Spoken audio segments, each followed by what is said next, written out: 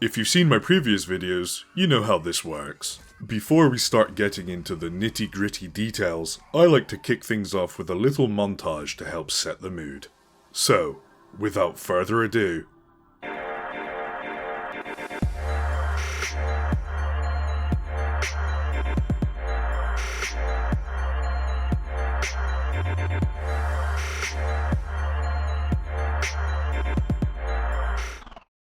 we are 3 videos in at this point, and I've stopped resisting.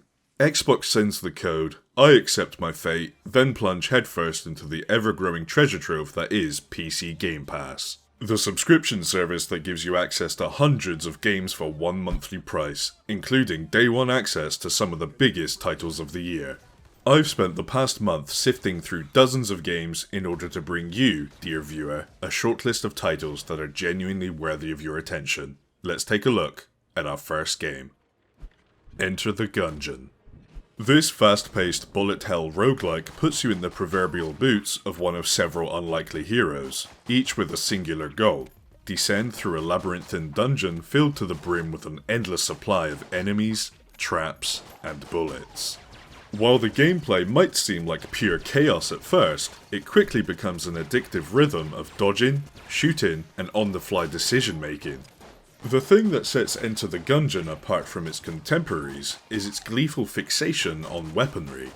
From mundane pistols and shotguns, to insane contraptions like a crown that unleashes a hail of bullets in every direction, or even a rifle that shoots live fish, the game constantly surprises you with new and creative tools of destruction that add layers of strategy to each run through the Gungeon.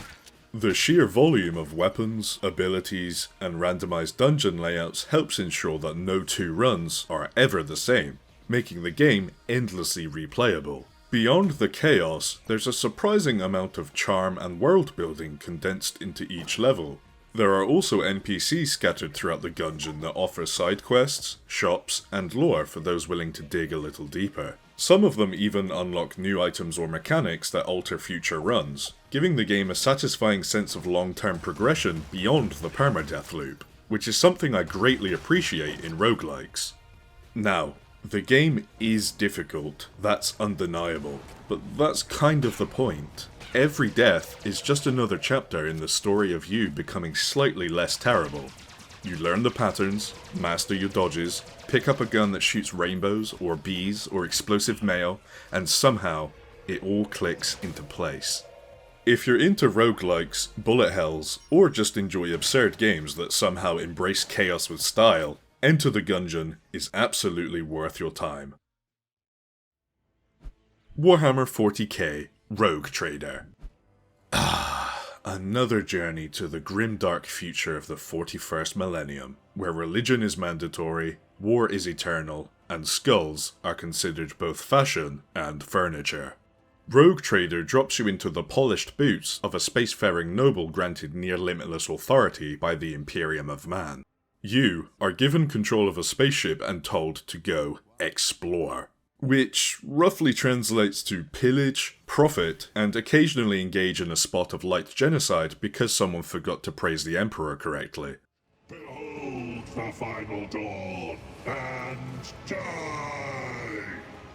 The gameplay is a love letter to classic CRPGs, with all of the crunchy tactical combat, dense dialogue trees, decisions that actually matter, and moral quandaries you'd expect, but with a distinctly Warhammer twist. Additionally, if you're not already fluent in the sacred technobabble of the Imperium, don't worry. The game's inbuilt codex does a fantastic job of explaining the universe's endless tirade of grim jargon. From cogitator arrays to chaos-worshipping heretics, every abstruse term is just a click away from a clear explanation. It's a thoughtful touch that makes Rogue Trader surprisingly accessible, even for newcomers who don't know their lasguns from their bolters.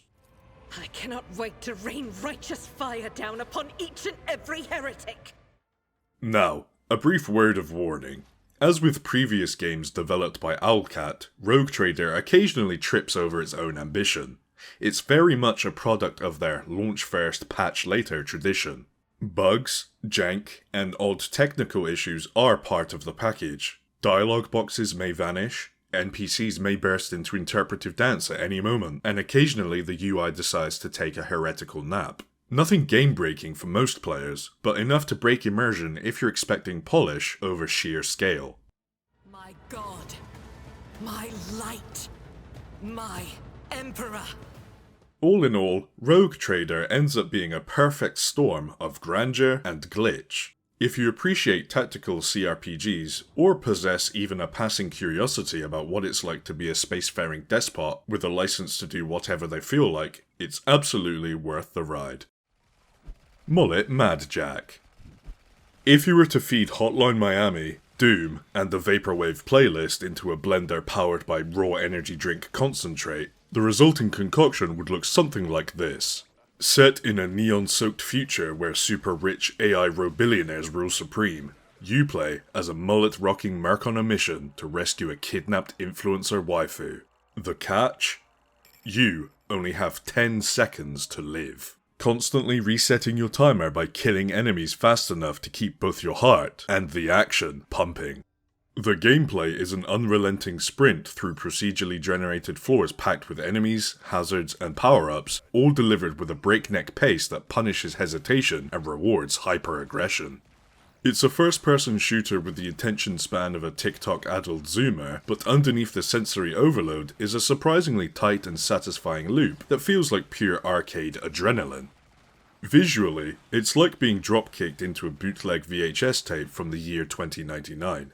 Chunky pixel art, CRT filters, glitchy overlays, and UI elements that scream at you like an over-caffeinated Twitch chat. And yes, the game knows exactly how ridiculous it is. A few seconds of entertainment in a constant stream of bullshit. The writing leans into the absurdity with meta-humor, aggressive style, and just enough self-awareness to keep it from veering into full-blown parody. Mullet Mad Jack isn't here to hold your hand. It's here to kick your door down and throw a CRT monitor at your face. If you feel like being trapped inside a late-night anime music video edited by a sleep-deprived hacker on amphetamines, this one's worth diving headfirst into. Help me, moderator.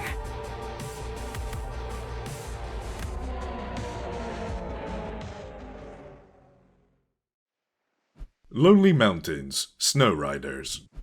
After surviving the audio-visual assault that is Mullet Mad Jack, it's time for something a little more cozy. Enter Lonely Mountains Snow Rider, the spiritual successor to Lonely Mountains Downhill, which I covered in a previous PC Game Pass video, but this time it trades the bicycles for skis.